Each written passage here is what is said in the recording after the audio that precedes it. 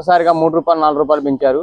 వీలైనంత వరకు మీరు ట్రైన్లో కానీ బస్సుల్లో కానీ ప్రయాణించండి. పెట్రోల్ రేట్లు విపరీతంగా పెరిగినాయి. మామూలుగా వెనకటి రోజుల్లో, అంతకుముందు రోజుల్లో అయితే పైసల్లో పెరిగాయి, 50 పైసలు 30 పైసలు అలా పెరిగాయి. కానీ సామాన్యుడి మీద భారం పడినట్టు ఒక్కసారిగా రూ. 3 4 పెంచారు.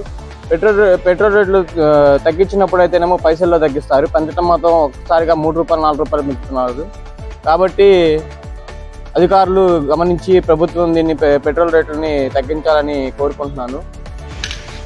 మోడీ గారు చాలా చక్కగా చెప్పారు.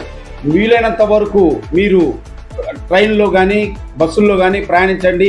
ఎక్కువగా ఒకళ్ళు తిరిగే చోట బండి తీయకుండా కారులో కానీ బస్సుల్లో కానీ ట్రైన్లో కానీ ప్రయాణించమన్నారు.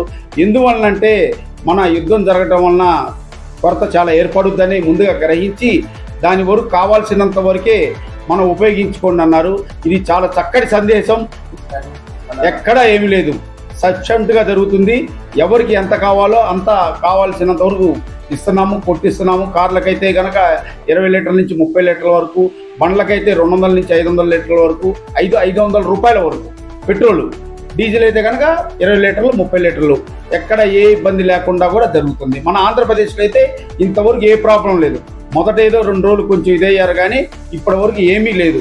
మన నారా చంద్రబాబు గారు ముఖ్యమంత్రి గారు మా డీలర్ మన పెట్రోల్ బంకు వీళ్ళతో మాట్లాడి, అధికారులతో మాట్లాడి ఎక్కడ డ్రై కాకుండా మీరు వాళ్ళకి కావాల్సినంత ఇవ్వండి, అవసరమైతే క్రెడిట్ ఇవ్వండి, క్రెడిట్ ఇచ్చి మీరు ఇచ్చేసేయండి అని చెప్పారు.